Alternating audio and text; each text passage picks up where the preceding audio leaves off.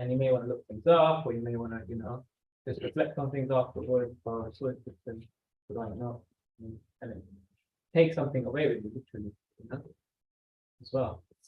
And also your sessions go on and you kind of build on that knowledge. I've had a lot of students who have been like, yeah, but how does that fit with that? And how does that fit with that? Because they kind of carried the teachings along with them with their notes. So it's always good to take notes. So we'll start now. We'll do what we call it Mangala Acharya. These mantras, Mangala means auspicious, and Acharana means to follow in the path. Yeah. So these mantras which you chant at the beginning of a class is meant to bring auspiciousness to the atmosphere. Yeah. And then with that, we're starting on a positive vibe. Okay, does that make sense? Okay, so these mantras, they are in the Bhagavad-Gita, they're in the introduction. If you want to find it, it might be slightly different page in that page 1. And even if you don't know that, obviously, if you don't know the Sanskrit mantras and things, don't worry. Just meditating on the sound is actually very powerful. Connecting with the sound is very powerful. This is mantras which are in Sanskrit language. Sanskrit is considered the oldest language, the most ancient language, or like the mother of all the languages. Sanskrit, yeah. And so the vibration is said to be very powerful in Sanskrit. And we'll discuss more like that or that type of thing as the weeks go on. Yeah? So chant these mantras first begin.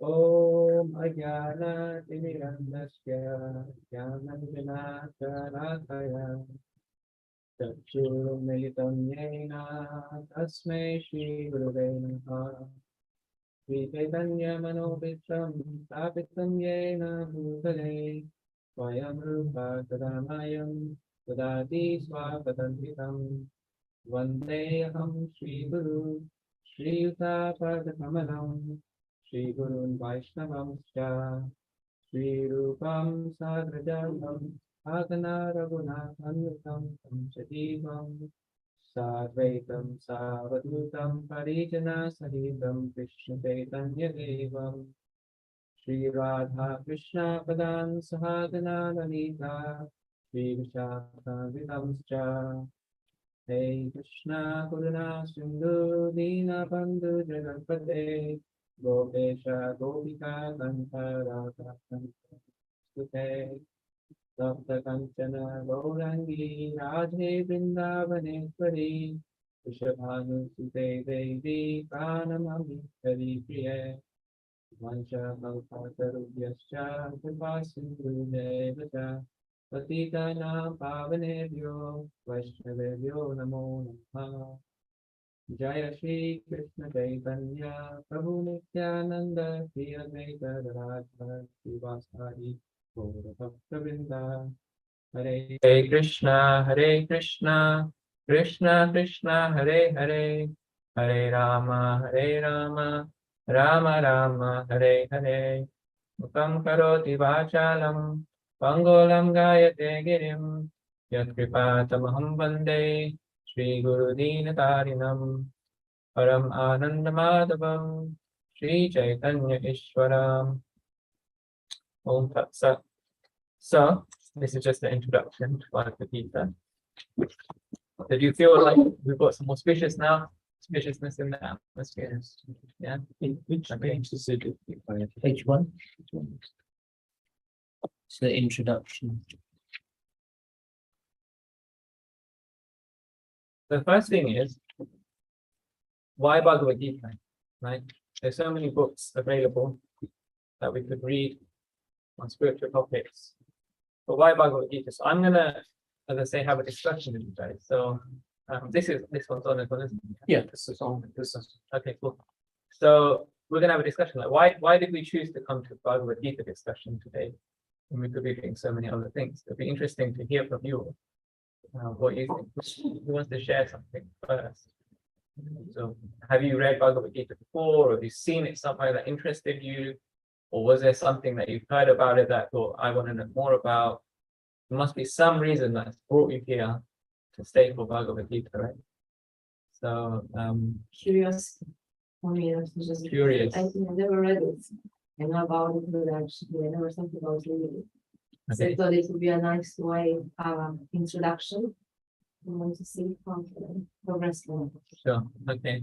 And you say you've heard about it. So, like, what had you heard before about Bhagavad Gita?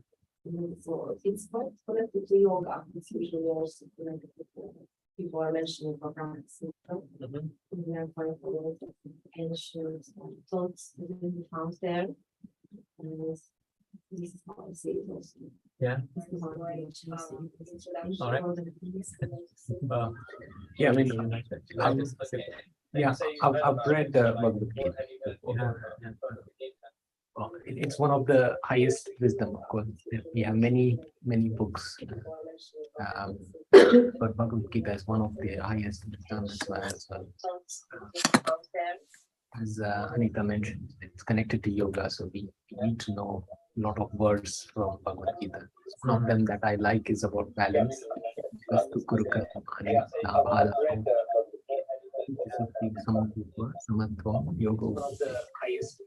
The balance in our life, and many aspects that Bhagavad Gita taught.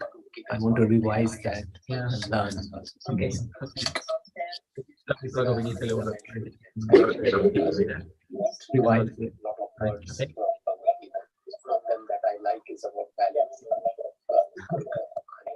Yeah, I came, well, Sachin's my friend, so I came to support him. And I also, yeah, I've been to some Gita courses before. It's actually been a long time since I've gone to one for a while. So yeah, it's also like a recap for me too. Some background. Okay. Forward.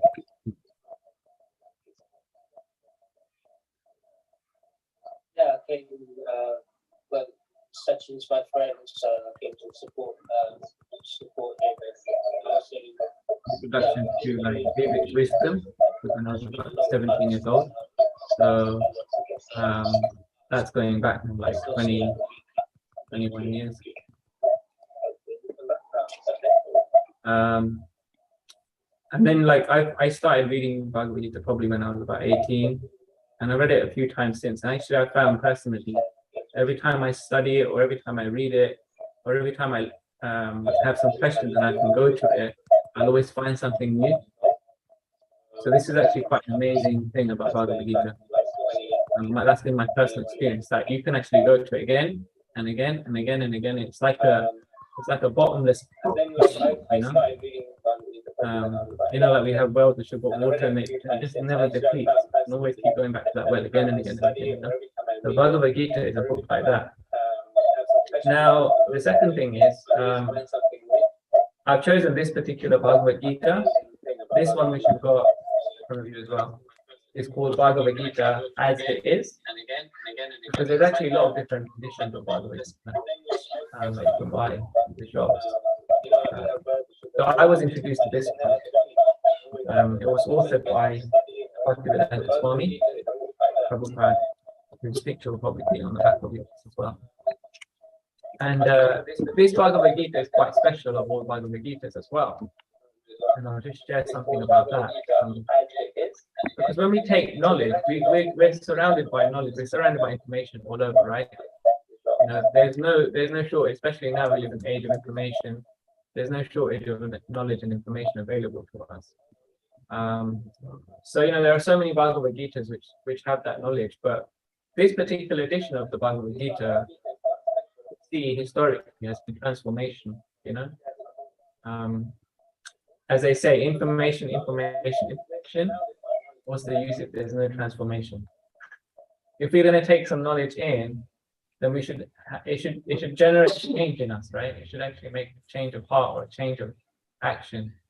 Sorry, can I just butt in for a minute? There should be some change. It should do something to us, right? Otherwise, it's just going in one way and coming out the other. So this particular Bhagavad Gita has been transformational in the life of so many people. Yeah. So many people have read this Bhagavad Gita, got an understanding of what its meaning is, and actually it's transformed people's lives. It's very powerful. It's given us knowledge of who is Krishna, the speaker of the Bhagavad Gita, and it's also made us think like the challenges that Arjuna goes through, and how we can relate with those challenges and get answers to our challenges as well. And there's many other topics in the Bhagavad Gita. So I'll just try and summarize. We'll just go through it like real quick. I've basically gone through the introduction ahead of today, and I just kind of picked out a few of the key things, So this is the thing about Bhagavad Gita. So the second thing is like, how do you learn Bhagavad Gita? Yeah. Learning Bhagavad Gita means it's told in the Bhagavad Gita as well. I'll recite some verses perhaps. So evam parampara praptam rajarisyo vidu takalena mahatta yoga nashta parantapa. Yeah. So if you're interested as well, like if you want to learn, because you wanted to learn more of the verses, in the back of the index. The washer as well. You don't have to do it. I'm just pointing out if you want to. So when I say like evam parampara praptam, then you can actually see in the index. Actually, there's a verse index, and you can find it in the order. So evam begins with E, E-V-A-M. You can find every verse here as well. I'm just giving you kind of an overall guide to the Bhagavad Gita before we really get into the 4.2. That's right, it should be 4.2. Evam parampara praptam.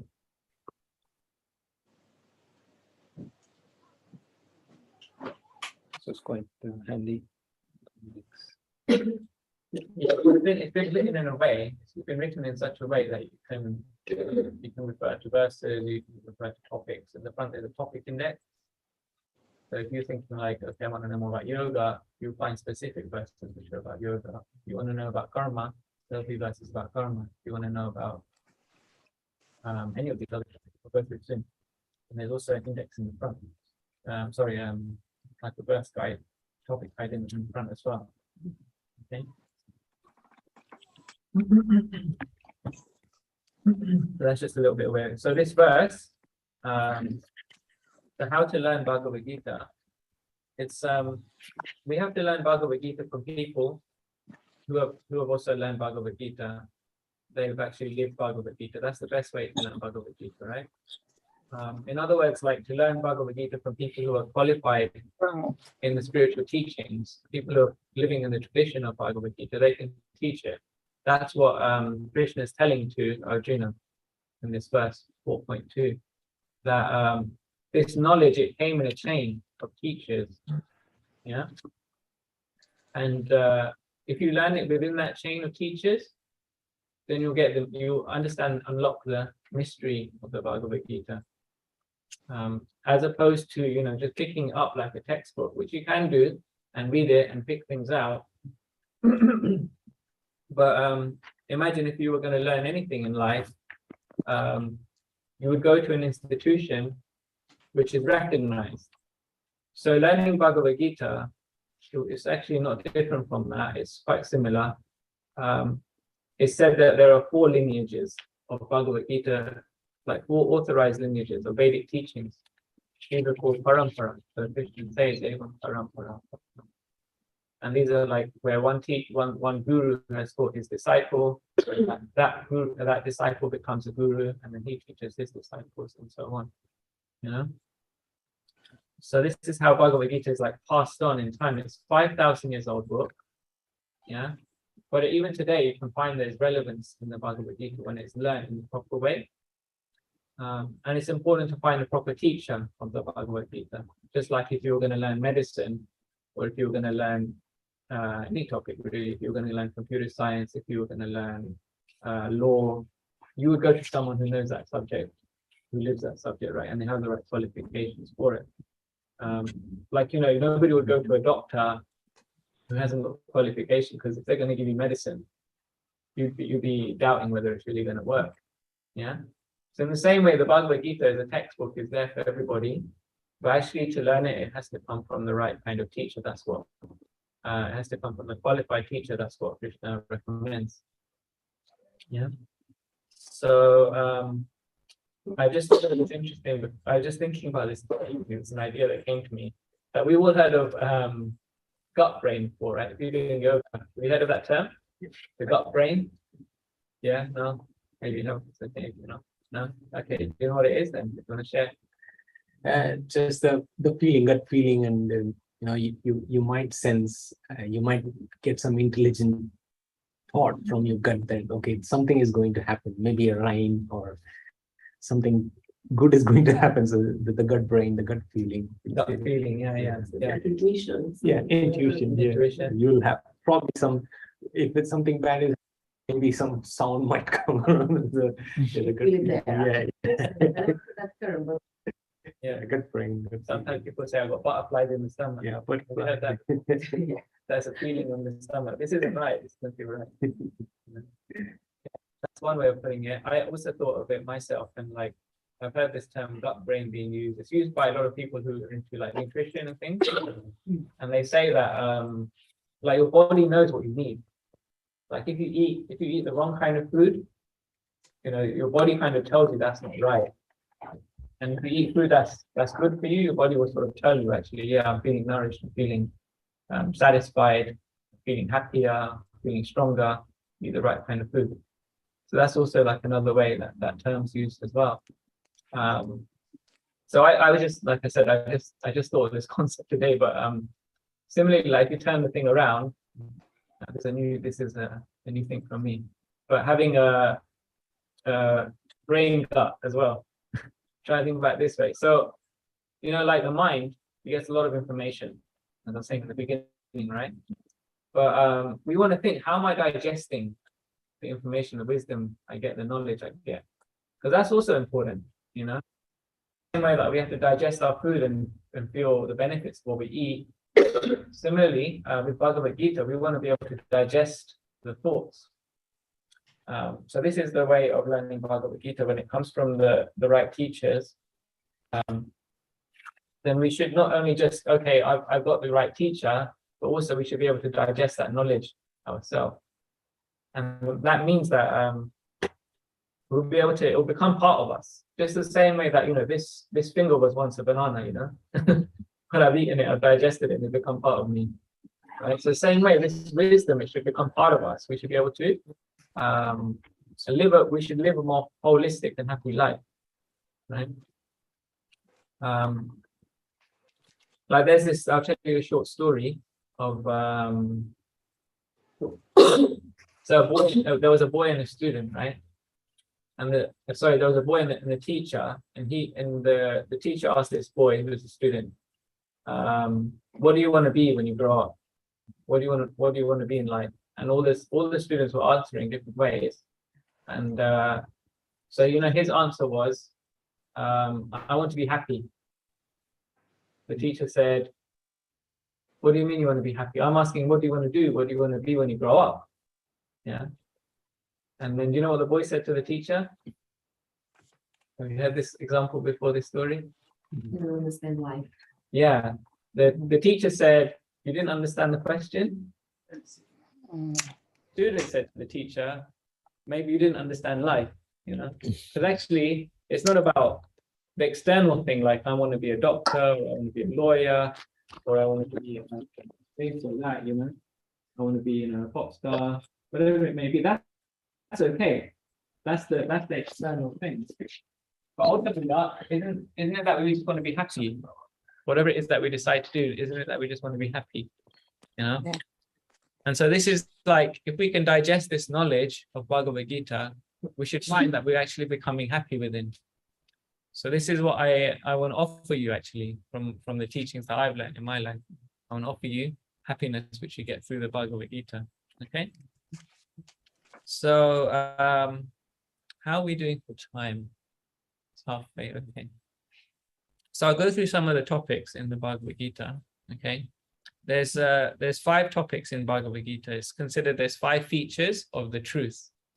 There's different kind of truths, you know, of course, like there's what we call in this world, there's what we call relative truth. You know, something is true for some time, and then it's no longer, it doesn't exist. It comes in and out of existence, truth. You know, I'll give you an example. For example, the daily news, you know, isn't it? Like, do we read the newspaper every day, or do we watch the news every day? Not at all. Fine, same with me. Every now and again, just so that I don't run into trouble. So that the news is considered like to be relative truth, right? And I'll prove this why, because nobody ever reads yesterday's newspaper, isn't it? You know, who stacks newspapers in these things? Well, I've got all the information I need in the world here. You know, let me pull out news from such and such date. Nobody really reads yesterday's news. I mean, of course, there's research and things like that, which is another thing. So this is called relative truth. Yeah. In that yesterday, what was true is no longer true today. Yeah. Because yesterday they knew so much, and then today they know so much. And it's similar, actually, if you think about it, with the science, modern science, believe it or not, right? Isn't it that today, our understanding of the world is here, and tomorrow the scientific understanding is here, and then the next day it will be there. It's progressive, isn't it, science, right? So that is also relative truth, because what we thought was true yesterday is no longer true today. So all of that was lies, but this is the truth. And today's truth, tomorrow will become lost. Today's lies. Have you ever thought about that? But is it proper to stay alive? Because at the moment that you are actually using it to share that information, you don't think it's alive. Absolutely things that term. Yeah, no, you're right. Yeah, so it's kind of building up on knowledge, isn't it? Yeah. So there was something which was true, there's something which is still true, and there's something which was not true, which is discarded and is built up on, right? Because even in any particular current, like say the current time, those discussions about this part of it is true, that part of it is not true. The scientific community themselves have different opinions. Okay, so this is called in the Sanskrit language, this is called ascending knowledge. Yeah, knowledge which comes from knowing nothing, from ignorance to knowing the truth. Yeah, she's got. Now, when we approach Bhagavad-Gita, it's actually a different type of knowledge. It's actually descending knowledge. The knowledge is complete in the Bhagavad-Gita. Taking a minute. So that depends on one's faith. The more that we have faith and we apply that knowledge, the more we'll realize that it's true. Do you see the difference? So if someone gives you absolute truth, that means that the knowledge and the facts are already there. You know, the system of the universe, the topics of the Bhagavad-Gita, which we'll talk about, those are already observable in the world. But it depends on one's faith and how you observe it that makes it more and more and more and more apparent in life. Which is why I said at the beginning, my experience of Bhagavad-Gita has been every time I go to it, I see something new. Because I've observed something new in the world, and I've been always able to relate it back to the teachings. So isn't that quite an amazing thing? That you yourself are becoming a scientist, right? But you're already getting the information, and you're able to relate in the world that you're living in. You know, the experiment is on you to live it. So what are those 5 features of the Bhagavad Gita, of the absolute truth? So number 1 is called Ishwara. Okay, Ishwara means controller. Now, anybody can observe that for any action to happen, there has to be some prior action. You know, nothing happens on its own. Some people make this claim that there is chance, and other people make a claim that everything happens for a reason. So what do we think about this? Which side do we sit on? One point of view is that things would happen by chance. Another point of view is that everything's happening for a reason, whether we know it or not. We even disconnected, like that's how we've been taught. So we have this butterfly effect.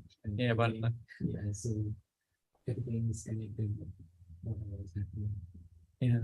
Do you remember what that? I can't exactly remember. But what's the theory of the butterfly effect? Yeah, when If a butterfly is flying, there's something connected to that in some part of the world. So even if it's flying probably London, it's connected even probably India or Australia.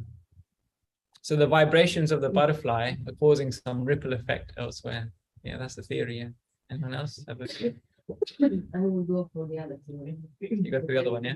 But actually, we're all doing our own thing. And then at one point, like the paths will be intersect and something will happen. And then in something will intersect and happen, yeah. Yeah, something will happen. Because Yeah. we are all living our lives. And now we're here thinking together, sharing Yeah. knowledge. And something will happen from that.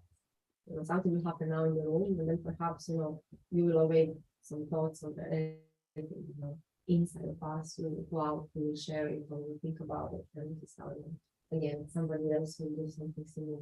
Mhm. I see that, it's more just Yeah. a challenge that something will happen, and it comes together at one point, and then there is reaction. Then there's reaction, yeah. So you're saying that like we all randomly got here in the room today, and then at some point we'll get a reaction, we'll get an outcome from that, isn't it? Coming together. And that will lead to another random event. Okay. That's fine as well. What do you think, Ramesh? Yeah, I think if you look at it, He's just gonna give us like the overarching. I guess- You've got the balance. Your decision is gonna be the final.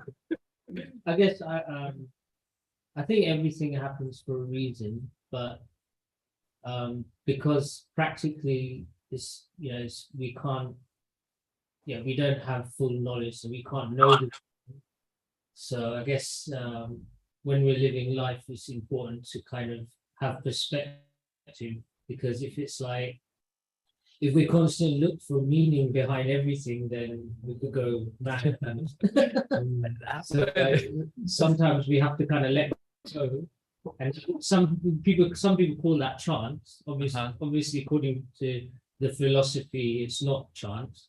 But I guess in the philosophy, it's not chance. It's more like detachment, like not to get too much absorbed in why is this happening, why is that happening. It's more seeing things in perspective. Like this is like one thing that's happening out of loads of things that are happening in the universe. So it's not to get too absorbed in that one thing, the meaning of just that one thing. Okay. Yeah, so you're saying in summary, like some things we recognize and some things we don't recognize as being happening on purpose. Is that what you're saying? Some things happen intentionally, but we just don't recognize what things don't happen intentionally, and that's also okay. Yeah. Okay. Cool. So according to Bhagavad-Gita, there is this principle of Ishwara, which means that there is a controller behind everything. There's a controller behind me blinking. There's a controller behind me being able to digest my food. There's a controller behind, like a robbery happening, or there's a controller behind, me winning the lottery. But everything is ordained, but at the same time, we live in an area of free will. So we get a space of free will, but we also are under restriction. That free will isn't completely free. Like I couldn't just fly out the window because I felt like it, because I have some limitation. But at the same time, I can walk out of the room right now if I wanted to, and you guys here. So, so there's a counterbalance, But the Ishwara principle basically means that there's an absolute control, because this is absolute knowledge in the sense that as an individual, I also have some control. Yeah. So the next principle is called the Jiva Principle. Yeah. So the first one is Ishwara, who has absolute control, but the Jiva also has control. I also have some control over things that I want to do. So how do I? So the question comes then is, how do I make the most use of my propensity, of my free will? Right? Isn't that interesting? Like we have some ability to do things. How do I make the most of my life? This is what Bhagavad-Gita will teach us. Yeah. So this is the principle of Jiva, self. Yeah. Or the Atma. Have you heard of that term before, Atma? Yeah. Yeah. Soul. Yeah, exactly. So this is the principle of the soul. So where the Ishwara has infinite control, unlimited control, the Jiva or Atma, yeah, has infinitesimal control. We have a bit of control also, because there's a connection, you know. So let me come on to this next part then, which is a bit of a discussion then. So we understand that Jiva has control and we want to make use of our life, best use of our life. Okay. So it's important to first understand, if I'm the Jiva, if I'm the Atma, then who do I consider what I am? Like, do we consider that I'm the Atma? Do I consider that I'm a soul? If I was to ask someone, you know, just off the cuff, who are you? You know, if someone was to ask you, who are you? What would you normally respond? So, who are you?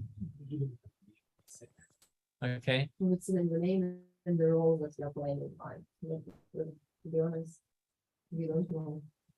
We don't know. This is why we practice yoga, at least to try to find out the answer to that question. It's a good question to ask, though, isn't it? It's a good question to ask. Who am I? It's a good question to ask. Because if I know who I am, then I know what I should be doing with myself, right? Like in the world today, the way that people are taught is, again, going back to that question, what do you want to be when you grow up, you know? Now, if we don't know who we are, then we don't know what's going to make us happy, isn't it? It's a natural connection. So generally someone will say, you know, my name is John Smith, you know, whatever. But that name can change. I can go to the courts, I can change my name, register something. Yeah, because I've just been washing. Am I someone different? No, I'm not my name, you know. I have a name, but I'm not my name. And then similar like this part of our life, because you said the roles we play. So that's an interesting one. So what roles can you say consider yourself to be? Relationship with people around you, family, friends, Yeah. whatever hobbies that you have, those are all roles that you're playing. Okay. Which can be, you know, this one, so it can be different one. It doesn't matter if you're playing a different role or if you will be playing a different role, it's still the same. That's the interesting thing, isn't it? So even our roles, they can come and go, isn't it? So at the moment, like you can say, I'm a yoga student or I'm a yoga teacher, but that role may change. We can say I'm the son. Everyone's a son or a daughter of someone. But when the parents are no longer there, you know, then that relationship is also gone, you know.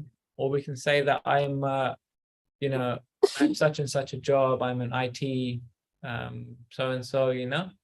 But if you get made redundant, then that role, that identity is gone. So again, this is relative truth that we're identifying ourselves with, isn't it? We have all these relative identities. And this is why in life, we face frustration. If part of our identity is taken away from us, right? Then it hurts the ego, it hurts the self-identity. So what we learn from Bhagavad-Gita, again, is the absolute truth or the absolute identity of the Jiva. So this is going to be something that will come up in the weeks to come. Yeah. So the third topic in Bhagavad-Gita, this is called Prakriti. Yeah. Prakriti. Prakriti means energy or nature, the energy around us, the nature around us. Yeah. And Ishwara is the controller of the energy. Yeah. So around us, there is material energy. Yeah. Like, especially like think about being in a very busy place, like in London, you know, there's so much energy. It's like, you know, really bogging. You experienced it, right? Like just heavy energy, being on the tube, like it's disturbing, yeah. Heavy, like, you know, busy city life, very materialistic kind of energy, which can drag one down, right? Or if you're in nature, of course, not everyone. I remember before I was interested in Bhagavad-Gita, I would be like, I don't want to go to nature, you know. It's not an interest to me, it's boring. But actually, there's a different kind of energy I've experienced, especially I think many of us through COVID, have just felt more refreshed, like, you know, being in nature. And it has a different kind of energy. Is it not so? So in that way, we can find that in this world, there are different types of energy, Prakriti. yeah, which are under the control of Ishwara. Yeah. So in this world is considered, this is quite a science. I'm going to explain that there's three predominant natures in this world. And again, like I said, with this knowledge, you can observe it. You know, you can observe it for yourself. You can test this knowledge for yourself. As a student of Bhagavad-Gita, you can test it, and you can actually use situations in the best possible way. You know, like Neo in the Matrix. The Matrix was like one of my favorite films. And you know that film? He's like, he finds out actually there's another dimension which he can view things from. Yeah. Have you seen that film, Matrix? You get the idea though, right? So he kind of sees things from above the nature that he's influenced by. Yeah. So that's called transcendence. So when the soul, because the soul isn't material, the soul is spiritual, the Jiva, the Atma, is spiritual by nature, right? And it's important to acknowledge, like, although we have these different identities, yeah, the reason that we identify with them is because the soul is there. And what is the soul? In other words, the soul is consciousness. Soul is awareness. We're aware. In every situation, we're actually aware. And we hold on to certain identities because of our awareness and our attachment or detachment from situations we hold on to. Then what we let go of them. So, say, what does Bhagavad-Gita say? What happens with soul once the body dies? good question. I was going to come on to that. Yeah. No, I'm glad you asked actually, because then I can go on to that as well. Because there's a number of different topics. So this, what did I say? The soul was the observer. The soul is the observer, or it's consciousness. It's aware of not only of itself and its identity. We're not only aware of ourselves and our identity, but also aware of our environment. Yeah, or Prakriti. We're aware of Prakriti. And one philosopher, he put it really well. He said that I'm not a human being looking for a spiritual experience.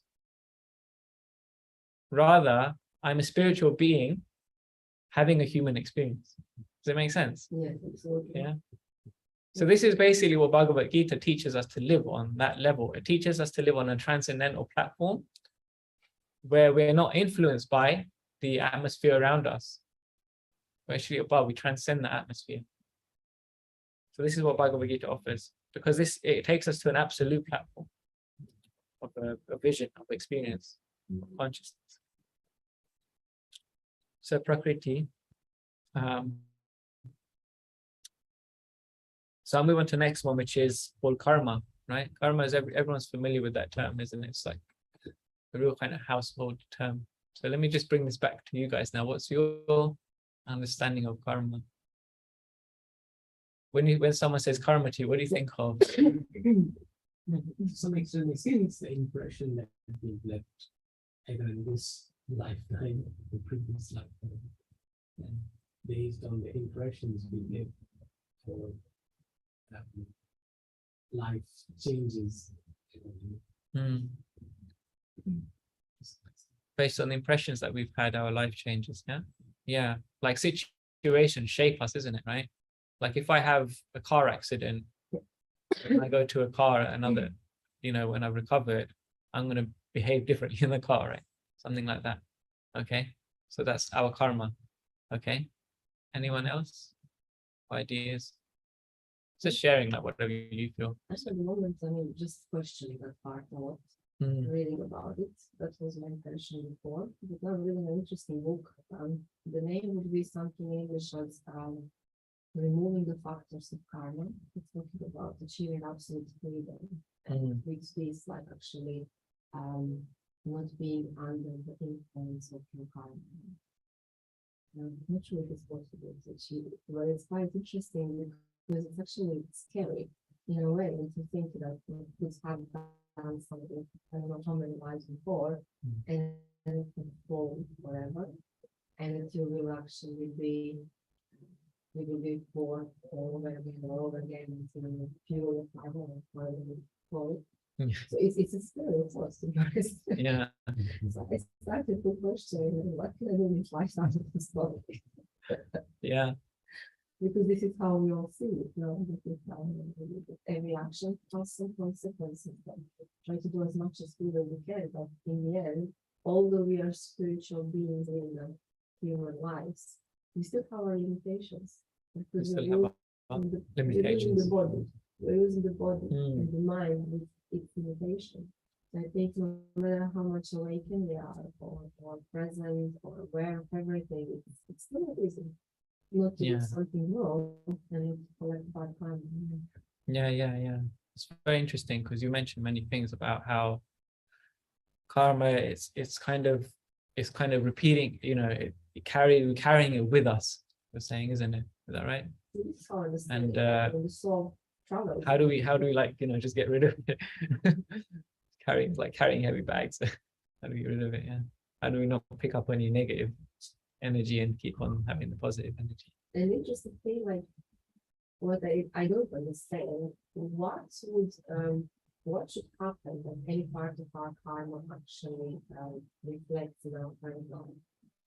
So what would be the positive that something relates that you show just now? I'm not sure the book is saying something about that, because it's like, why? Why just now? Why not in another life? Yeah, good. That's a really good point. I'll just come on to that in 1 minute as well. Because that's the fifth principle. So yeah. So you're like really in tune here. Yeah, you're really in tune here. Okay. I'm enjoying it, so I'm very glad. Yeah. Nimesh, so what do you think of karma?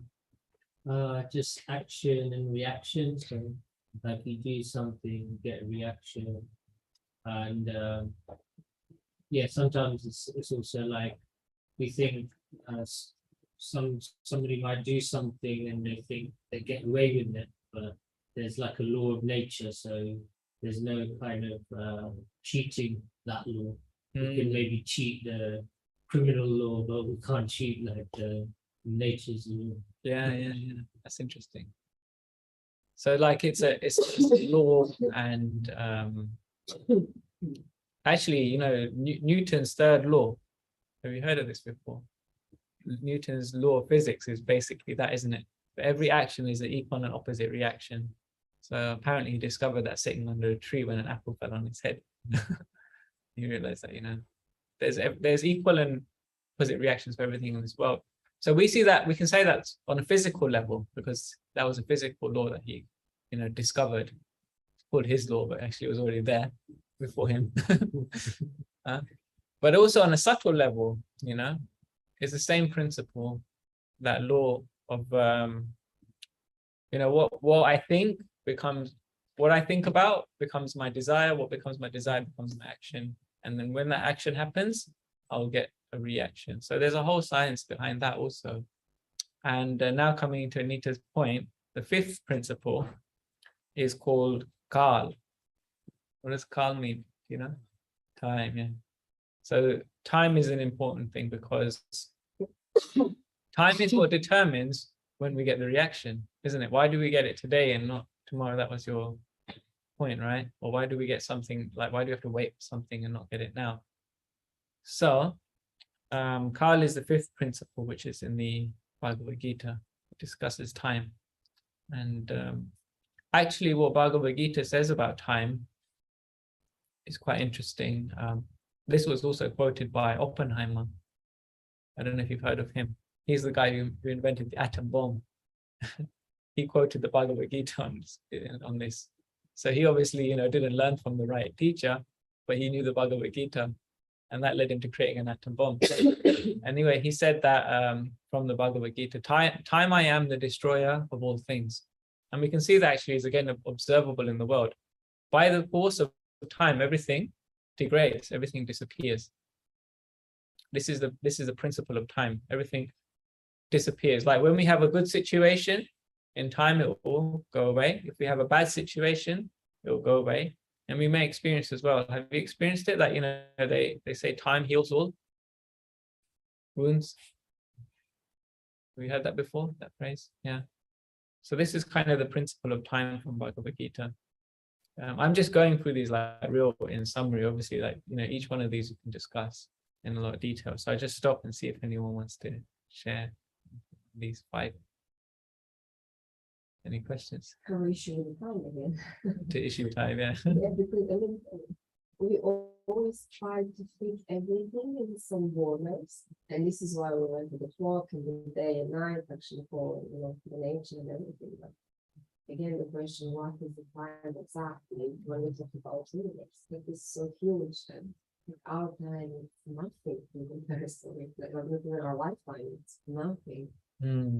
So I don't have an answer, but it's like quite an interesting topic. Yeah, Kal specifically means eternal time. It specifically means that time doesn't end. So we have time, we have relative time, which we experience, right? And in our daily lives, we're always restricted by that. But it's said that time and space are connected. So, the higher you go, the further away you go, the less you're influenced by time. That's the idea of modern science as well as of the Bhagavad-Gita. Time and space is connected. So again, when the soul transcends Prakriti, then you feel that actually I've got more time. Isn't that interesting? How would you feel if I gave you more hours in the day? Right? But it's just about, it's the same time. We're under the influence at the same time. We're just using it differently. Spirit is not changing. That would be there too, yeah. More relevant stuff, not collect money and things like Right, yeah. pay the rent. Yeah. So putting all these 5 together is actually an empowering thing, knowing that there's a controller, being aware, first of all, if we're conscious that there is a controller, that's empowering, knowing that it's not going to make us fearful in the sense that we know that things are actually under control of some higher system, So that's one thing. Then understanding that I'm not all these different identities which are coming and going in my life, that can also be empowering. I'm the observer, and the soul can be empowering. Then also understanding how Prakriti works, understanding how nature works, so you can use different environments to your advantage, to your needs, is empowering again. Yeah. Then karma, understanding how what actions I do will give me certain reactions, is also empowering because we'll be able to make better choices. Yeah. And then finally, time, understanding the way that time works, making decisions at the right time, again, is empowering. Okay. So these features are all empowering of the Bhagavad Gita. They should be empowering. The 5 principles, Ishwara, soul, the Atma, Prakriti, karma, and then God. Yeah. So these are 5. I'm just thinking about time, and I'll pick the most relevant topics. So yeah, we'll do a little bit of Kirtan as well. I'll come on to that. So now another question. So we discussed, why Bhagavad Gita? Why this Bhagavad Gita, particularly as it is? How to learn this Bhagavad Gita? Yeah, by studying under the people who authorized to teach it.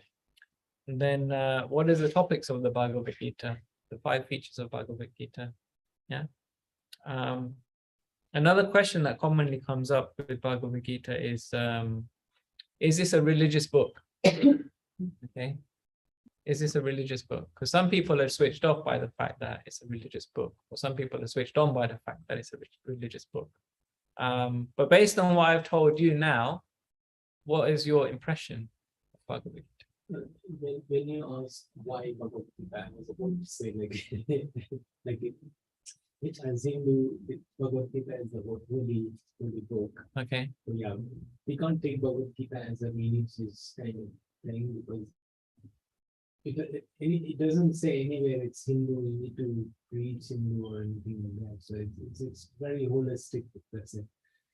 Nothing related to religion. Okay.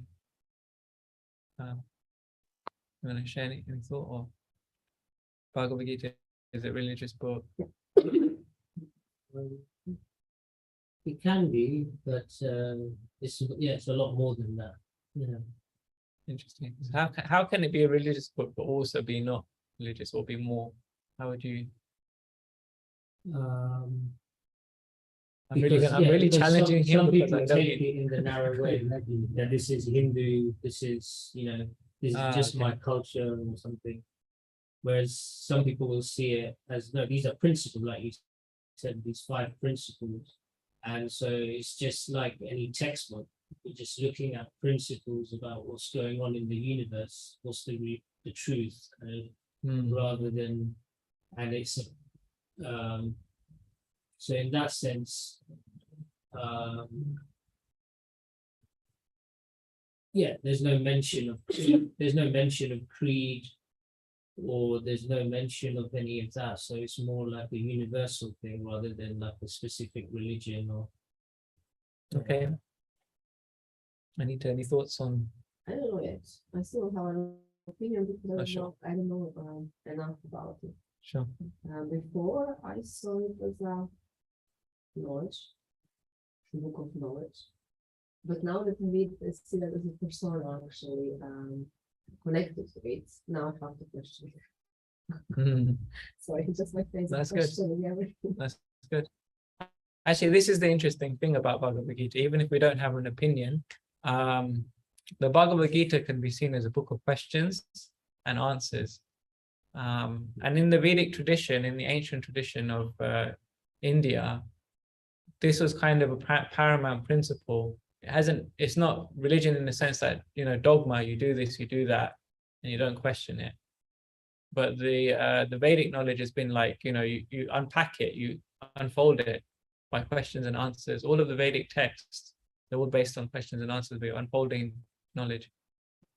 So being curious is actually a really good quality. It's a really great quality because you can unpack that knowledge. So it's there for you as much as you are opening up. Yeah. Good way of explaining it. Bhagavad Gita is connected to Veda. That's what we can say. Not connected to any religion.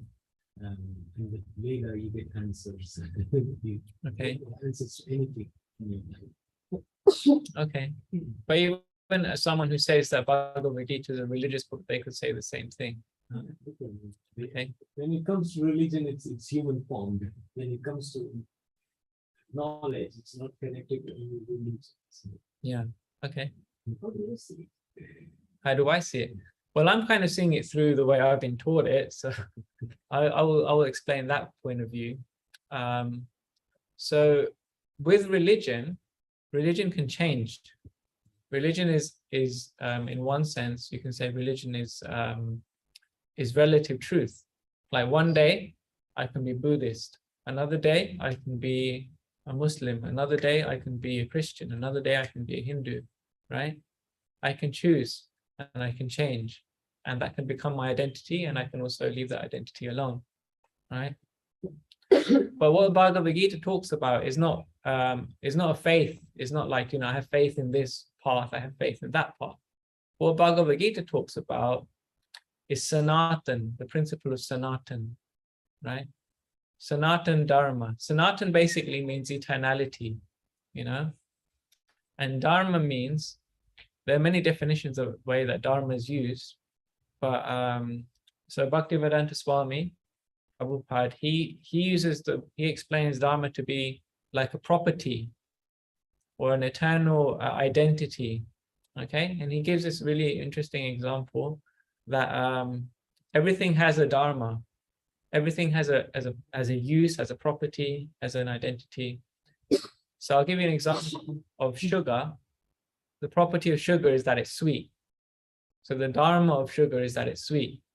Okay, so similarly, if you say, what is the Dharma of water? If I ask you, what is the Dharma of water? Quenches thirst. Quenches thirst, yeah. What is the property of it? What does it Liquid, yeah, it's wet. Yeah. So sugar is sweet, water is wet. What is the dharma of fire? Hot, yeah. And what is another property that fire has? Painful, yeah. That's the result of dealing with fire. Yeah, it's hot. And the other feature of fire is that it gives light, isn't it? So it says the dharma of fire twofold. It's hot and it's light. Yeah. So if you see a fire and it's not hot, is that fire? No, you can't. That's not fire. If you see a fire which doesn't have any light, well, we wouldn't see it first of all. So that's if you had sugar and it wasn't sweet, would it be sugar? If you touched water and it wasn't wet, would it be water? So it's intrinsic. It's an intrinsic quality of something. That's dharma. Okay. So Bhagavad-Gita, it teaches us dharma. It teaches us Sanatan dharma, though. It actually teaches us the eternal principles of what things are. It's actually a science book in that sense. Yeah. So it says that. So then coming back to us and our application, our use, and our, getting the most out of this wisdom, this knowledge, we have to understand what is the dharma of myself, what is the dharma of my soul, who I am, So the dharma of the soul, according to Bhagavad-Gita, the purpose of the soul, the property of the soul, the facility that the soul offers, as I said, was it has its own intrinsic nature. If we unlock that nature, if we understand that nature, then we'll be happy. Yeah. If we want to be happy in life, we have to understand who am I first, isn't it? Then how can I realize my full potential? So the nature of the soul is to serve, actually. It's actually to serve. It's actually to give. And this is a very interesting principle because so Jiva Dharma is to serve in that we have relationships in this world. Yeah. And in relationships, what tends to happen? There's give and take. Yeah.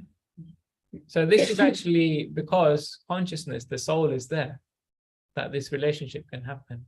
There's give and take. Yeah. But these relationships in this world, they're relative, isn't it? Yeah. So we're with someone one day, and then they have to travel, or they have to go away, or we have to move around, or, But ultimately, these relationships are temporary in the sense that we have to leave this world. We have to die. Our body will come to an end. And this comes on to your earlier question: what happens when we die?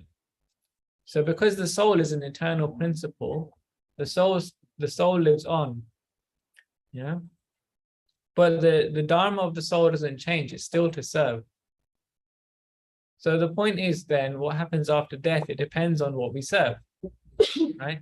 What we serve in our life is the opportunity that will open up for us in our next life. And that's how reincarnation works. Yeah. But that's based on another principle called samsara, repetition of having another life and another life and another life of the soul, And I won't go into that too much because samsara and karma are connected. But basically the definition of Bhagavad-Gita for karma is that any action you perform that creates another life. Anything you do which creates another life, that's called karma, according to Bhagavad-Gita. Another pure life. Another birth. You have to be born again. Everything that you do. Oh my God. Don't say that. So anything that you do. Anything good or anything bad, or just whatever you or do. both, yeah, everything. Forever. So anything which we haven't got our reaction for in this life means that we have to have another body. And a body means we get these 5 senses and we get a different type of mind. But Can I ask? That is not eternal. Those things will change and change and change. Ima wants to ask something. And Yes, is that okay? Sorry, is that all right? Ask a question. Kirby. Yeah, let Perfect. Sachin finish and then. Just, Oh, is there a question? Yes, Ima, go for it. thank you. Okay, let Sachin finish the sentence. Yeah, and let him then- finish. Let him finish. That's fine. Yeah. So then another purpose in the Bhagavad-Gita is that after this life, we don't want to have this repetition of having the same experience again and again and again. So instead of having samsara, we can enter into sanatan, we can enter into an eternal nature. And that service will still be there in the eternal nature of the soul. So Krishna says in the Bhagavad Gita to Arjuna that yam yam vapi smaram bhavam tyajetanta kalevaram. So that basically means that bhavam, the bhava that we have, or what we're attracted to serving, is what we'll get in our next life. We've heard of that principle, law of attraction. Kind of another modern kind of fad. So a lot of these principles which we hear about, they come from Bhagavad Gita. What you serve, you become attached to. What you become attached to is what you have desire for. And then when you leave this world, what desires you have is what is granted to you, right?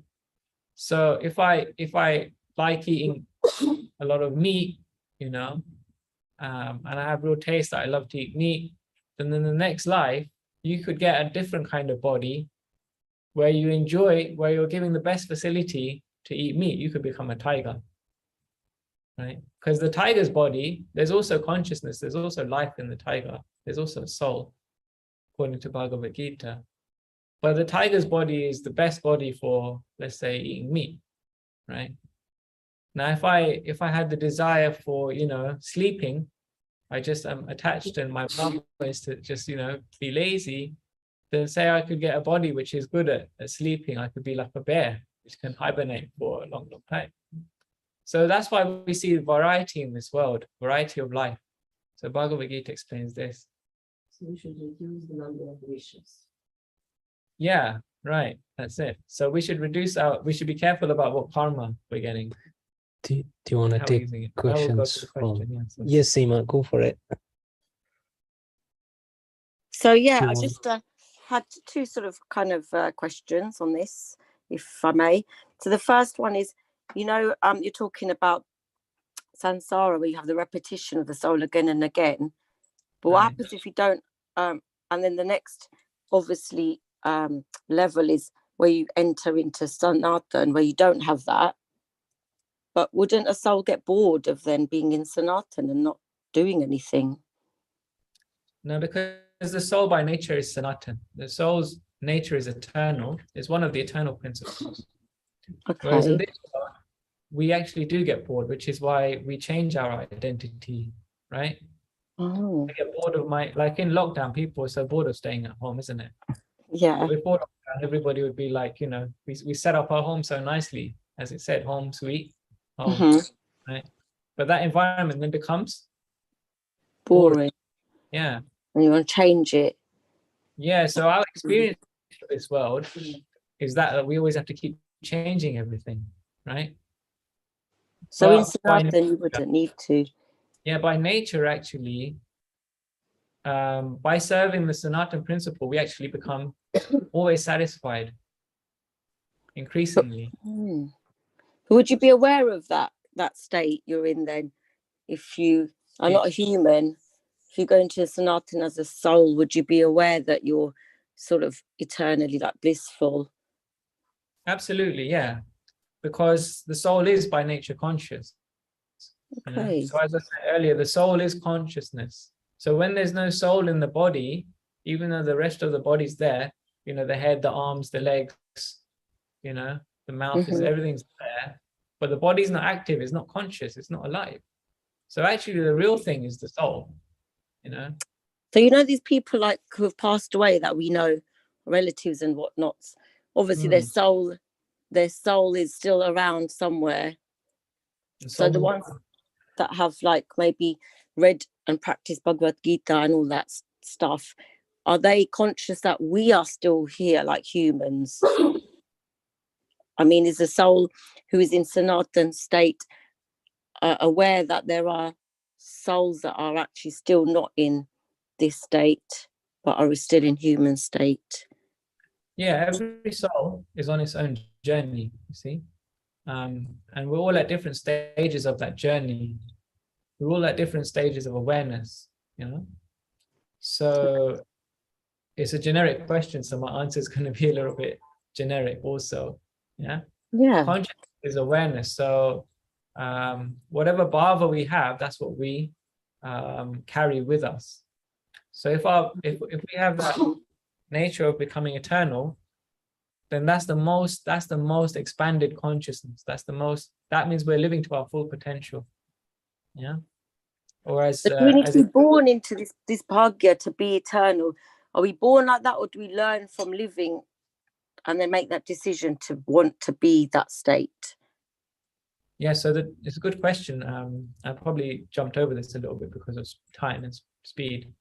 But Sanatan in itself means that which has not got a beginning and which has not got an end. So because the soul is eternal, it doesn't have a beginning, it doesn't have an end. It's not a case of that we've learned to become eternal. But actually, we've always been. We've always had a past, and we always have a future. Krishna, this is the first thing that Krishna says in the Bhagavad-Gita, actually. Okay. Yeah. Krishna gives the example that it's like a person who is changing their clothes.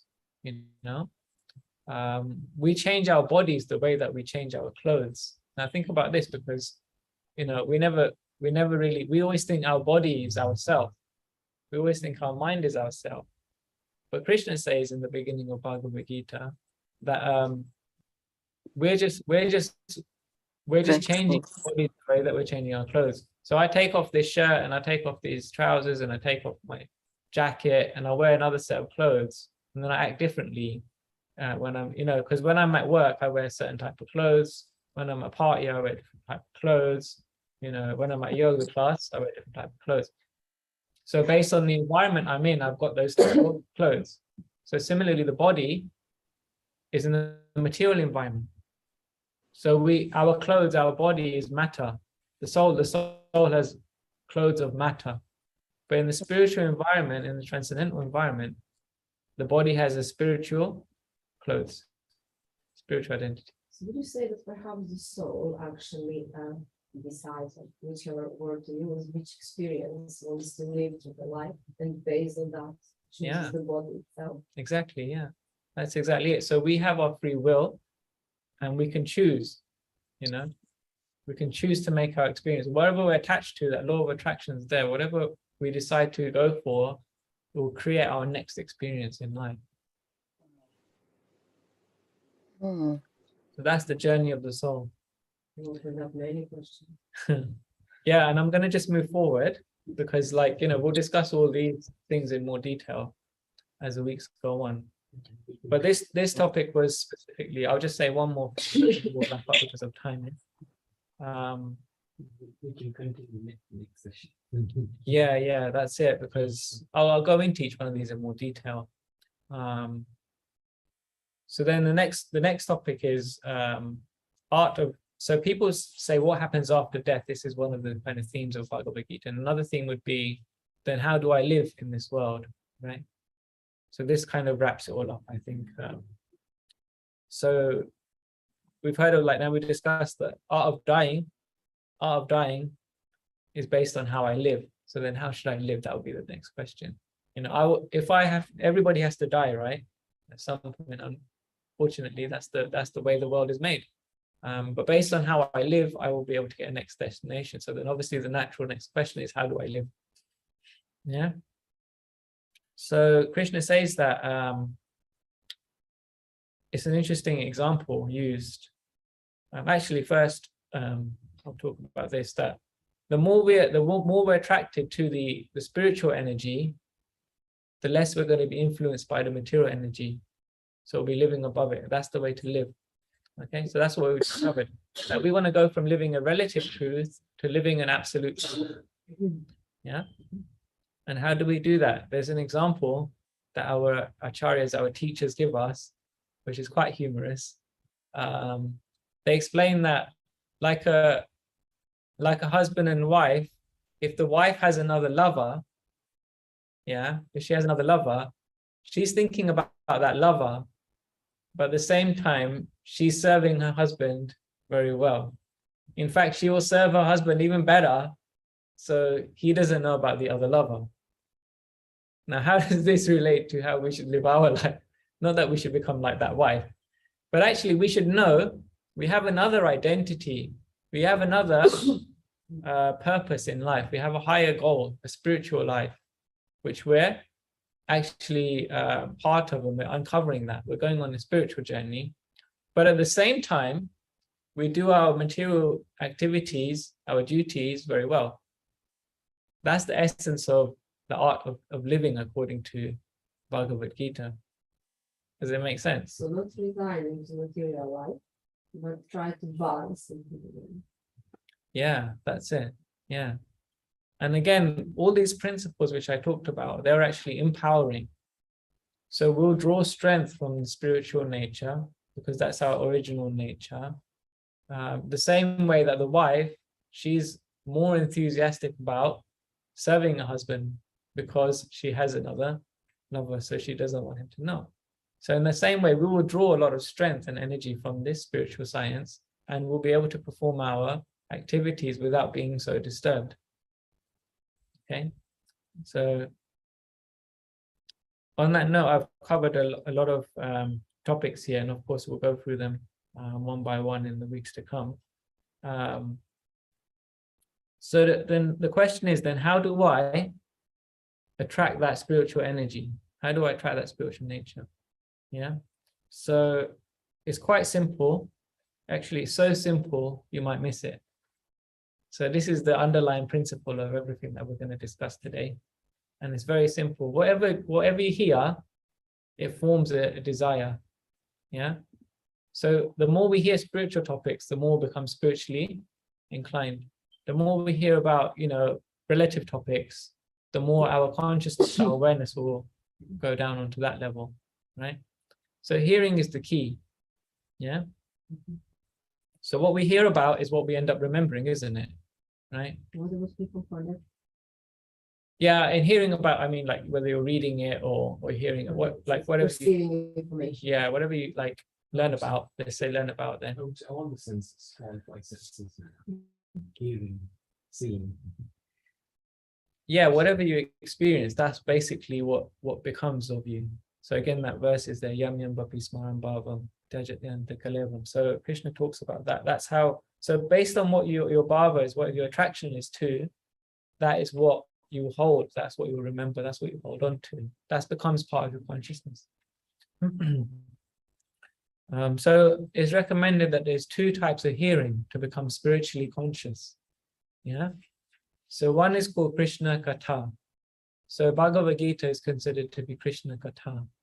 So discussing like the spiritual topics, yeah, that's one type of hearing. And another type of hearing is called Krishna Kirtan, right? So Kirtan Yoga is about hearing mantras. It's very easy to do, right? Which is why I said it's so easy you can miss it. But by concentrating on the sound of the mantras, we can actually become more spiritually awakened. We become more in touch with that spiritual energy, that spiritual nature. So Krishna Kirtan and Krishna Katha, they go hand in hand. Yeah. So on that point, we'll end it here. Yeah, we'll wrap up here. The way that we can become, transformed, because that was the point, is that the same way like we look after our body every day, we look after our body, we have a bath and we feed our body. Same way, we should nourish our soul. It's a daily thing. So, reading spiritual things or hearing about, hearing Kirtan, for example, is like a daily bath for the soul. I have this principle of like sound bath, again, it's another modern concept, sound baths. So Kirtan is very much like that. It's an ancient tradition of sound bath. It's a bathing process, a cleansing process for the soul. So we have a clear consciousness, and that can be done every single day. Okay. So I'm quite a bit of a time, aren't I? Just realized we did start late.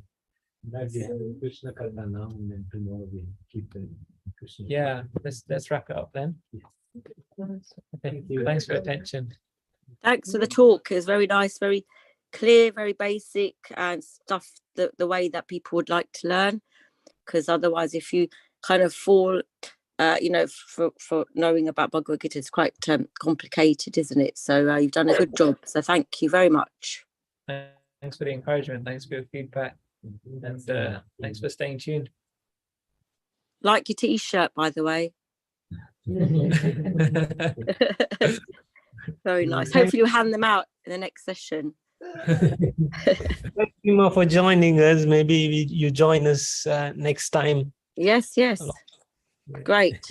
It's wonderful. Thank you very much. We've got mantra meditation, and Nimesh has got his harmonium here. Oh, okay. If you want to stay, obviously, I don't know that you're getting late, or if you want to stay, it's up to you. We could do maybe 20 minutes mantra meditation. What do you think? How do you feel, Shuni? 10, 5. Yeah, we ran over a half an hour. Yeah, we are quite right. Would you like to sing for me? It'd be great for you to sing. Lovely. But it's good. It's about meditation now, so we studied if you Oh, want. you're busy with that now. 10 minutes. Right. Want to stay here then? Just So so you the camera, you camera's sit here. there, Yeah.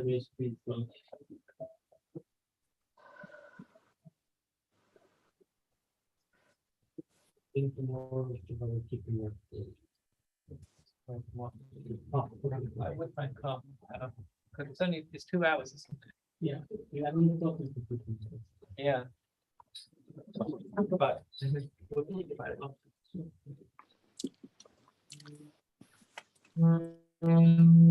Listen to some much meditation. I'm for just, 10 I'm minutes. just curious. Yeah, come in, just sit down, listen to it for 10 minutes, How much is and then I'll get ready. Yeah. So Kirtan, want to say a couple of things about how to chant in the Kirtan? Response. You can say. Yeah, so Kirtan is very easy to do. It's You want to sit this section that you can be visible as well. you wish it there, yeah? Yeah. Right. Or into other just this.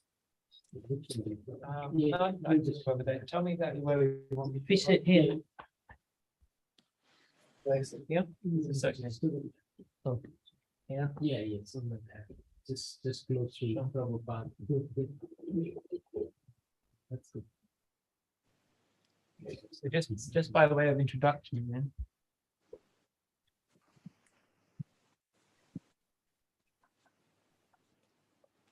Yeah, that sounds good. Sounds good. Have you got your muted? Because obviously it echoes. Kirtan's a bit like tennis, actually. You know? I serve and then you serve. And then the soul feels nourished.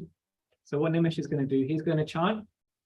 Okay, and when he chants, we listen to the mantra. We let it enter us, into our ears, into our consciousness, and we hear it. And we try and focus our mind on the sound. Yeah.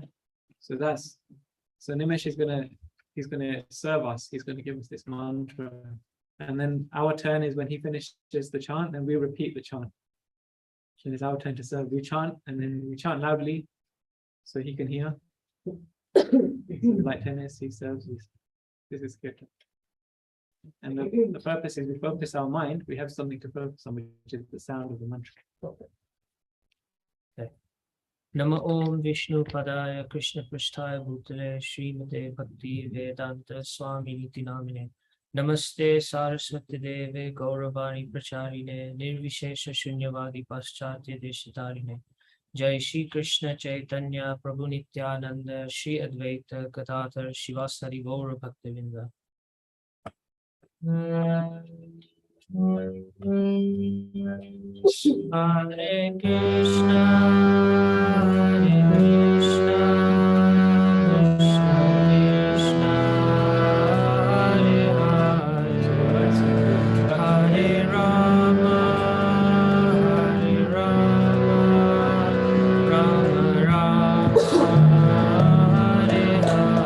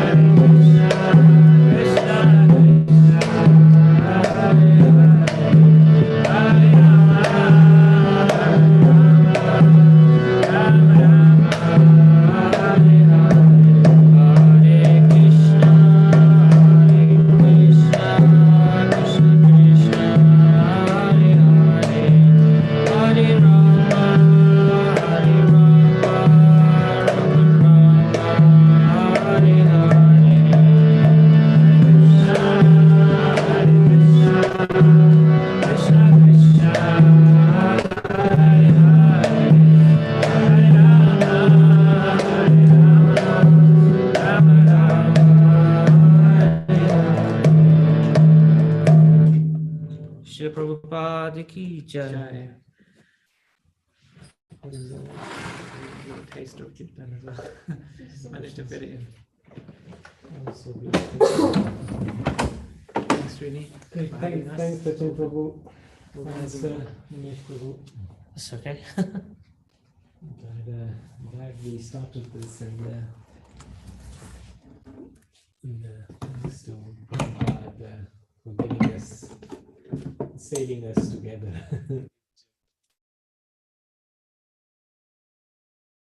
So more next week then, yeah? Okay, great. Sure. Great. Is it ready? Great. Thanks, Anita, for joining us in It's this really session. amazing. Thank you so much.